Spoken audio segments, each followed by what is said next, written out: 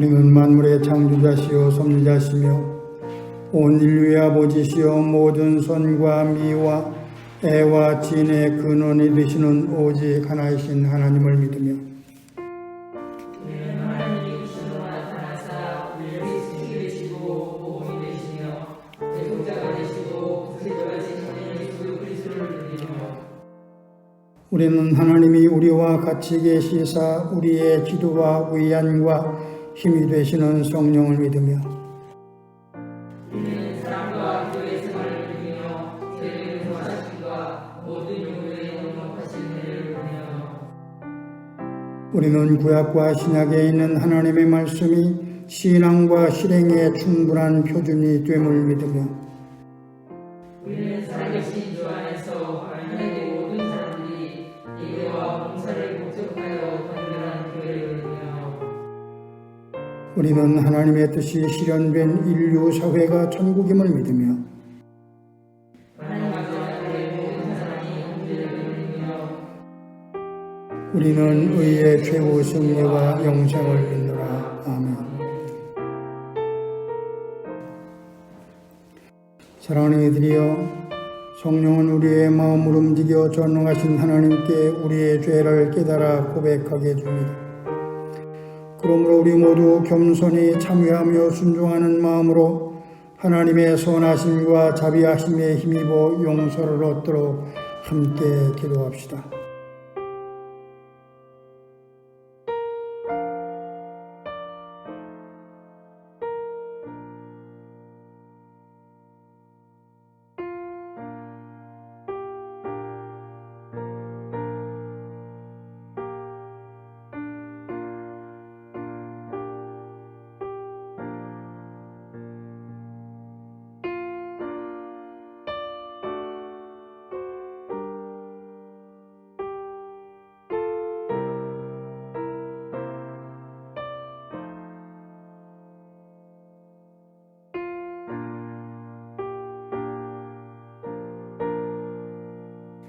사랑하는 이들이여, 지극히 자비하시고 인자하신 우리 하나님께서는 상한 심령과 통회하는 마음으로 주께 나와 자신의 허물과 죄를 고백하는 사람을 용서하십니다.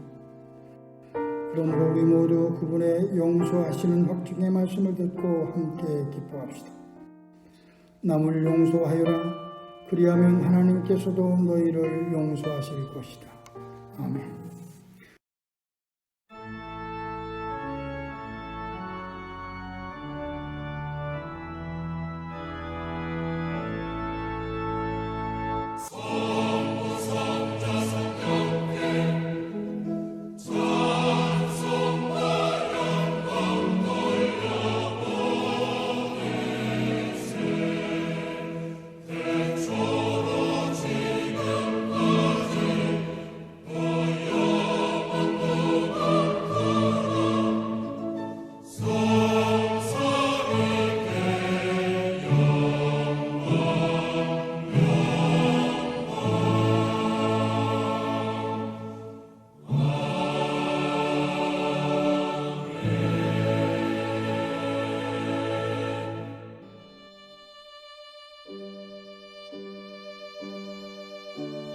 믿는 마음으로 아버지 하나님과 그의 아들 예수 그리스도와 성령께 기도드립시다.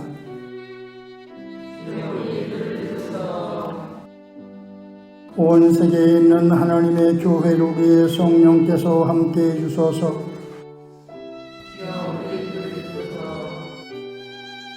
교회들로 하여금 교회되게 하시고 예수 그리스도 안에서 하나가 되게 하소서. 교회들로 하여금 한식탁에 둘러앉아 성만찬의 참 친교를 성취하게 하소서.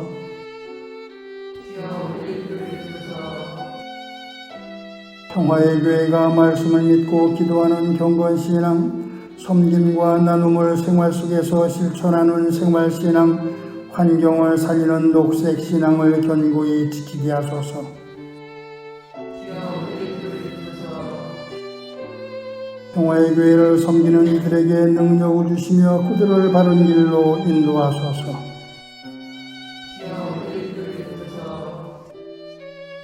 평화 만들기와 서로 살림 농도 생활협 동조합 궁덕궁 어린이집과 몽당 연필 어린이 도서관을 통해서 당신의 영광을 드러내소서.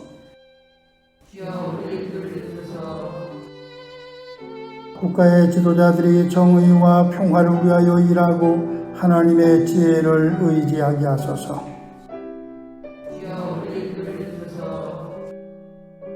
질병과 장애와 가난과 억압과 폭력으로 고통을 당하는 이들을 고치시고 위로하소서. 주여 우리 기도를 들으소서. 우리가 지쳐있을 때 힘주시고 근심하고 염려할 때 평화를 주시며 환난과 시험을 당할 때 이길 수 있도록 믿음을 주소서. 주여 우리 기도를 들으소서. 신자의 길은 주님이 생각하는 대로 생각하고 말씀하시는 대로 말하고 행하시는 대로 행하는 것이니 우리가 죽는 날까지 그 길을 걷게 도와주소서. 주여 우리 기도를 들으소서. 하나님이시여 당신의 은총으로 우리를 보살피시고 보호하시고 구원해 주소서. 주여 우리 기도를 들으소서. 오 주여 주님의 자비를 믿으며 우리가 기도한 모든 이들을 주님의 손에 의탁하며 우리 주 예수 그리스도의 이름으로 기도합니다. 아멘.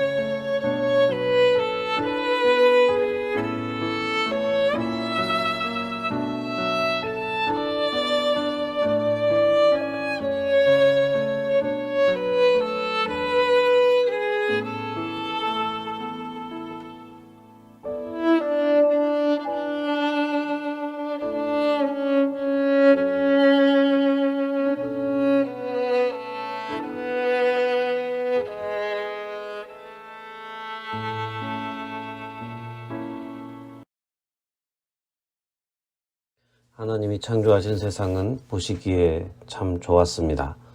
하나님 스스로 만족하신 세상이었습니다. 모든 피조물들이 생명을 마음껏 누렸고 삶에 불편함이 없었습니다. 그러나 어느 순간 삶이 불편해졌습니다. 그토록 자연스럽게 뵙고 즐겁던 하나님 만남이 불편해졌습니다. 그래서 숨었습니다. 땅은 가시덤불과 엉겅퀴로 가득 차고 고통스러운 삶으로 바뀌었습니다. 하나님께 나아가는 것, 먹고 살고 서로 관계를 맺고 해산하고 하는 이 삶의 기본적인 모습들이 매끄럽지 못하고 불편해졌습니다. 생명의 삶 전체가 장애를 지니게 되었습니다. 우리는 사실 모두가 장애인입니다. 이 땅의 모든 생명과 역사는 장애 상태로 악화되었습니다. 우리는 오해와 불신, 갈등으로 점철되어 행복해지지 못하고 불편해진 창조 세계를 에덴의 동쪽이라고 부릅니다. 날 때부터 앞을 못 보는 사람은 얼마나 답답하고 불편하고 한스러운 삶일까요? 지금부터라도 앞으로는 평생 눈이 먼 상태로 살아야 한다. 이런 말을 들으면 정말 절망적일 텐데 날 때부터 눈 먼 사람은 얼마나 힘들었을까요? 그것만 아니면 떳떳하게 살 수 있었던 한 사람의 삶이 완전히 뒤틀렸습니다. 그는 스스로는 살아갈 수 없어서 결국 남의 동정에 자신의 삶을 맡기는 거지로서 살았습니다. 이것도 삶이냐 하고 수없이 물었을 것이고 평생 삶을 포기하고 싶은 유혹에 시달렸을 것입니다. 끔찍한 고난과 불행에 대해서 이유를 잘 알지 못할 때 사람들은 악마의 소행이거나 죄의 대가라고 보았습니다. 왜냐하면 이 밖에 달리 해석할 길이 없었기 때문입니다. 제자들은 알 때부터 눈먼 사람의 불행을 직접 보면서 당시 일반적 사고방식대로 묻습니다. 그의 불행은 누구의 죄 때문입니까? 예수님의 대답은 뜻밖이었습니다. 본인의 죄도 아니고 부모의 죄도 아니다. 하나님께서 하시는 일을 그를 통해 드러내시려는 것이다. 밤이 되기 전에 우리는 이 일을 부지런히 해야 한다. 그리고는 그의 눈을 깨끗하게 치료해 주셨습니다. 흙을 발랐네, 침을 뱉어서 했네, 이런 것들은 중요한 것이 아니죠. 예수님의 사역은 하나님께서 이 세상을 향해 하시고자 하시는 일을 하시는 것인데 그것은 곧 세상을 불편하게 하는 장애를 치유하는 것이었습니다. 치유는 처음 창조의 모습을 회복하는 것입니다. 이 땅의 모든 생명체들이 처음 창조의 모습을 상실하고 삶을 누리기에 불편한 것을 해소하고 마음껏 자유롭게 생명을 누리게 하는 것. 그것이 선하신 하나님의 뜻이고 그리스도의 사역입니다. 주님은 이 일을 위해 부지런히 활동하셨고 마침내 육체적 장애뿐 아니라 세상의 본원적인 장애를 치유하기 위해 십자가에 달려 돌아가셨습니다. 그리스도의 십자가는 이 세상 전체의 장애를 짊어지신 은총입니다. 그리고 예수님은 부활하셨습니다. 예수님의 십자가 처형을 목격하면서 제자 공동체는 완전히 해체되었습니다. 꿈도 의욕도 용기도 전망도 아무것도 남은 것이 없었죠. 갈릴리에서 시작하여 예루살렘에서 정점을 맞은 예수운동은 그렇게 찻잔 속의 태풍처럼 보였습니다. 그런데 어느 순간 흩어졌던 제자들이 놀랍게도 다시 결집하기 시작합니다. 엠마오로 내려가던 제자들이 다시 공포의 심장부인 예루살렘으로 모여들어서 목숨을 걸고 복음을 선포했습니다. 제자 공동체의 해체와 재결집 사이에 그리스도의 부활이 놓여 있습니다. 따라서 교회는 주님의 부활의 결정체이며 교회는 그리스도의 부활하신 몸입니다. 그래서 교회는 본질적으로 거룩합니다. 교회는 있어도 되고 없어도 되는 조직이 아닙니다. 교회는 웃고 즐기고 친분을 쌓는 것이 본질이 아니기에 친목회나 인터넷 동호회가 아닙니다. 교회는 이해관계가 맞는 사람들이 모인 이익 집단이 아닙니다. 교회는 그리스도가 행하셨던 사역을 부활 승천 후 역사의 종말 때까지 이어서 감당하기 위한 그리스도의 영원한 몸입니다. 따라서 교회는 세상을 치유하며 창조의 첫 모습을 회복하기 위해 존재합니다. 인간의 탐욕과 이기적 심성, 그릇된 사회의 구조, 권력의 오만과 횡포 등에 맞서서 그리스도의 복음을 선언하고 때로는 투쟁합니다. 동시에 교회가 놓치지 말아야 할 사역은 우리 시대 가장 연약한 이들인 장애인들에 대한 관심과 사랑입니다. 이 세상 전체가 불편하고 근본적으로는 모두가 장애라고 말할 수 있지만 그 중에서도 가장 두드러지게 극단적으로 불편한 삶을 사는 사람들이 장애인입니다. 장애인은 크게 신체적 장애인과 정신적 장애인으로 나눕니다. 신체적 장애인은 다시 시각, 청각, 언어, 지체, 뇌병변, 안면 장애 등 외부 신체 장애와 신장, 심장, 간, 호흡기, 간질 등 내부 신체 장애로 구분합니다. 2020년 우리나라 장애 인구는 262만 명으로 인구의 약 5%를 차지하고 있습니다. 이것은 결코 적은 숫자가 아닙니다. 우리 주변에 20명당 1명은 장애인이라는 말입니다. 더욱 놀라운 것은 이 중에 90%는 각종 질병, 자동차 사고 등 후천적으로 발생한 장애라는 사실입니다. 다시 말하면 지금 특별한 신체적, 정신적 장애를 가지고 있지 않다고 하더라도 계속 그렇게 살 수 있다는 보장은 없으며 우리는 누구나 신체적, 정신적 장애인이 될 가능성을 지니고 있다는 것입니다. 오래전 KBS 인간극장에서 앞날 창창한 공학, 석학 부부가 행복하게 살고 있었는데 35세에 중국 출장을 가서 뇌출혈로 쓰러져 몸 오른쪽이 마비되고 3살 정도의 지능만 갖게 되었습니다. 여러 번 가르쳐 줘도 두 아들이 아들인지 딸인지 구분하지 못하고, 그래서 이 작품의 제목을 두 번째 사랑이라고 했습니다. 아내가 처음에는 남편으로부터 사랑을 받았는데 이제는 자기가 남편을 사랑하는 것이기에 그렇게 불렀습니다. 날벼락 같은 고통 속에서 30대 아내가 헌신적으로 돌보는 내용이 가슴 아프게 방영되었었는데요. 그런 일들이 남의 일일까? 우리는, 그리고 우리 부모와 자식들, 내가 사랑하는 사람들은 이러한 위험으로부터 얼마나 안전지대에 살고 있는 것일까?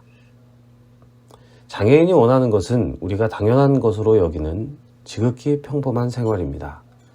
혼자 걸어 다니는 것, 목숨 걸지 않고도 버스 타기, 어떤 직장이라도 다녀서 남에게 업혀 살지 않기, 결혼하기, 아이 낳기 등입니다. 우리 중에 당신의 희망이 무엇이냐 물으면 이렇게 답하는 사람이 있을까요? 지금도 장애인 이동권 보장을 촉구하며 시위가 계속되고 있습니다.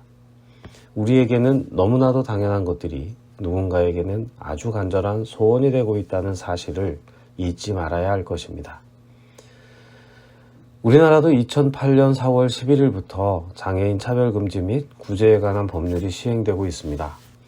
어떤 이유로도 장애인이라는 이유로 소외시키거나 괴롭히는 직접 차별을 해서는 안 되고, 나아가 건물, 교통, 프로그램 등의 장애인들을 배려하지 않는 간접 차별을 행해서도 안 된다는 것을 법제화한 것입니다.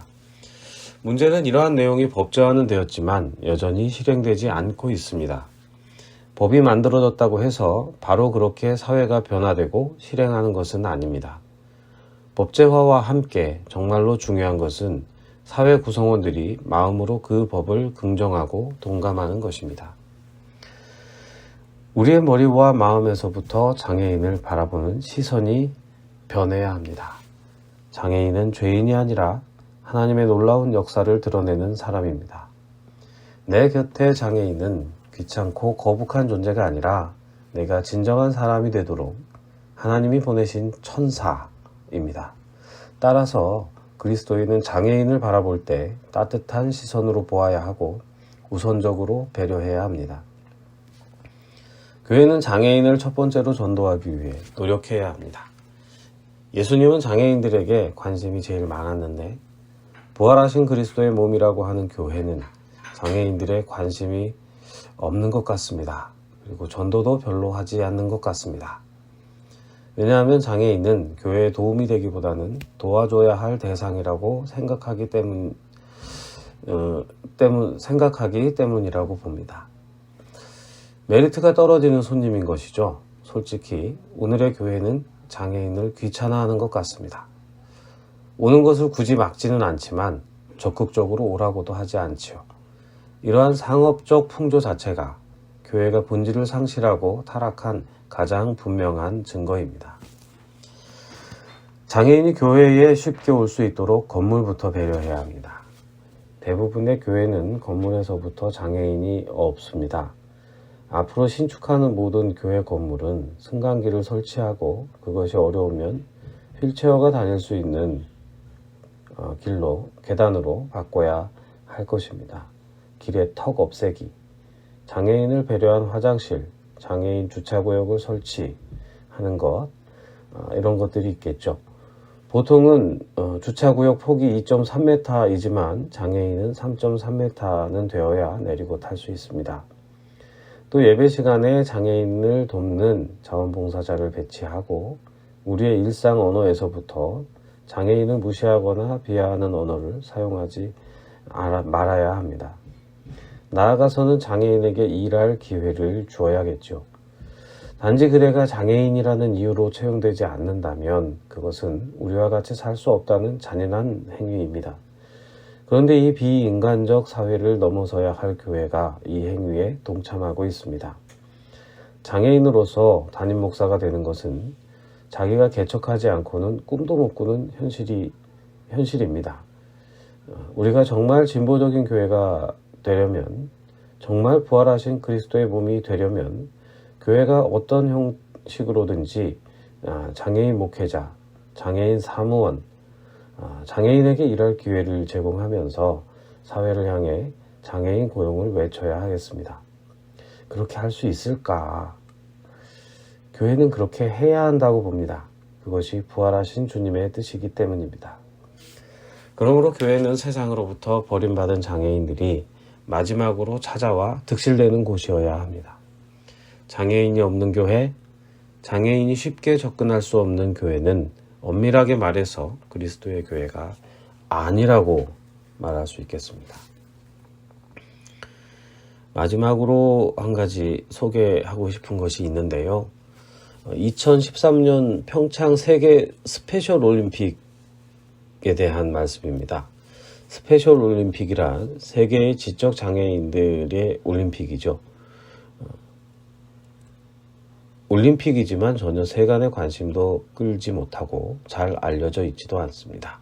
장애인 올림픽이 신체 장애인 올림픽이라면 스페셜 올림픽은 만 8세 이상으로 IQ 20에서 70 사이의 장애인들이 모여 함께 어울리는 축제입니다. 이런 행사를 통해서 사회 한 구석에 방치되고 투명인간 취급받던 이들이 자신의 존재를 드러내고 우리 사회가 연대하며 격려하고 손잡아주는 의미가 있습니다.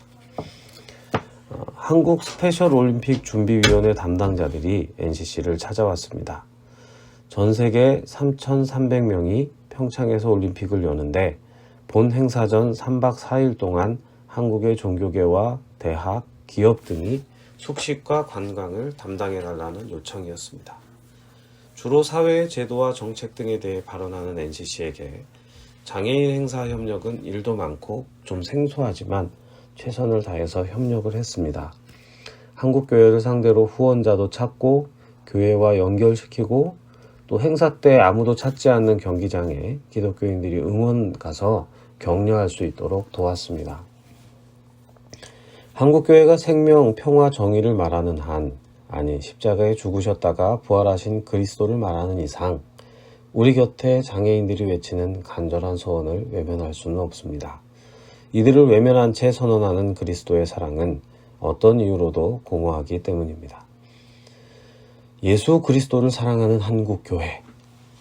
주님께서 평생 연약한 장애인들을 치유하고 새 삶을 주셨듯이 오늘 우리 시대에 그리스도의 사역을 계승하는 교회라면 장애인을 마음 깊은 곳으로부터 사랑하는 교회가 되어야겠습니다. 감사합니다.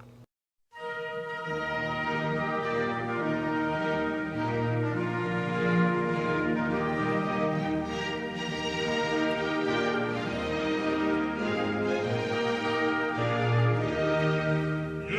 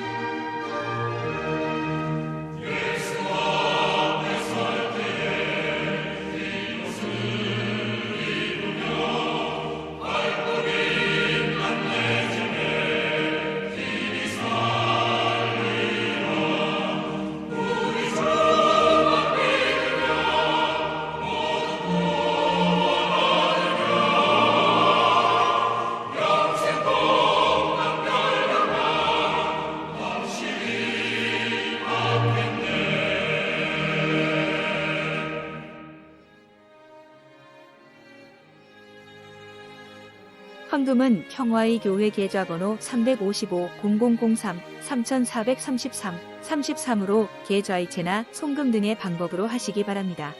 헌금하실 때는 헌금자 이름과 헌금 제목을 기록해 주시기 바랍니다. 모든 것이 주께로부터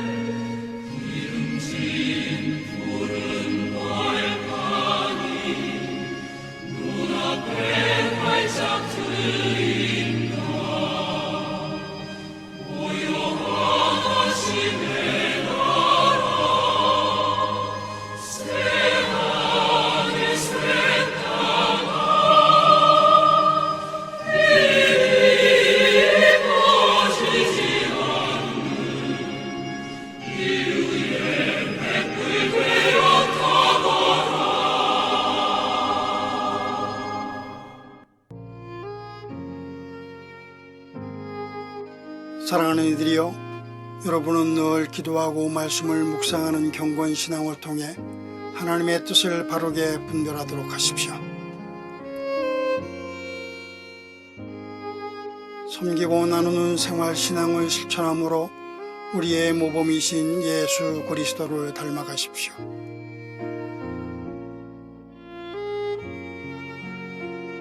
하나님이 지으신 창조 질서를 보존하고 살리는 일이 여러분 스스로를 살리는 이름을 기억하여 이를 실천하십시오.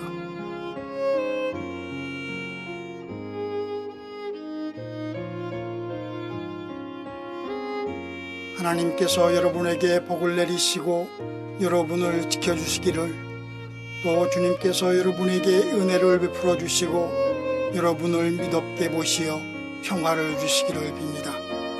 이제는 우리 주 예수 그리스도의 은혜와 하나님의 크신 사랑과 성령의 돌보심이 여러분, 특별히 이 땅에 약하고 가난한 모든 이웃들의 삶에 지금부터 영원토록 함께 하시길 빕니다. 아멘.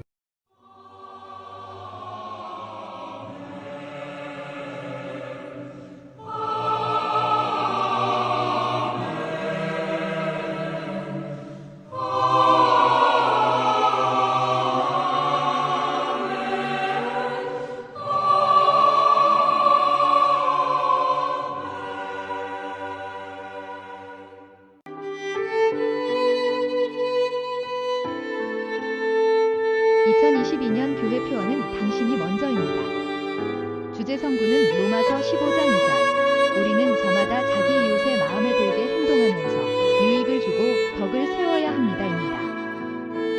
세계의 모든 가난한 이웃, 고향을 떠나 정처 없이 떠도는 난민, 기후위기와 세계 평화를 위해 일하는 모든 이들을 위해 기도합시다. 오는 18일부터 코로나19 방역을 위한 사회적 거리두기가 해제됩니다. 평화의 교회는 이후에도 대면 예배와 온라인 비대면 예배를 병행합니다. 평화의 교회를 소개합니다. 평화의 교회는 주님이 길이시듯 우리가 걸으면 길이 된다는 믿음으로 교회와 사회개혁의 새 길을 만드는 교회이고 싶습니다. 평화의 교회는 나를 따라오려는 사람은 자기를 부인하고 날마다 자기 십자가를 지고 나를 따라오라고 하신 주님의 말씀을 따르기 위해 노력합니다. 평화의 교회는 말씀과 기도의 경건신앙, 섬김과 나눔의 생활신앙, 환경을 살리는 녹색신앙을 지향합니다. 또한 공동체적인 작은 교회, 가난하지만 깨끗한 청빈교회, 세상과 세대를 포용하는 열린 교회, 교회와 세상의 변화를 꿈꾸는 진보교회를 지향합니다. 평화의 교회는 예수의 길을 물으며 예수께서 가신 길을 걷기를 꿈꿉니다. 이를 위해 지역아동센터 평화 만들기, 공동육아와 공동체 교육 공덕 콩어린이집, 어린이 도서관 몽당 연필, 행복중심 생협 회원 생협인 서로살림 농도생활협동조합을 설립하여 운영합니다.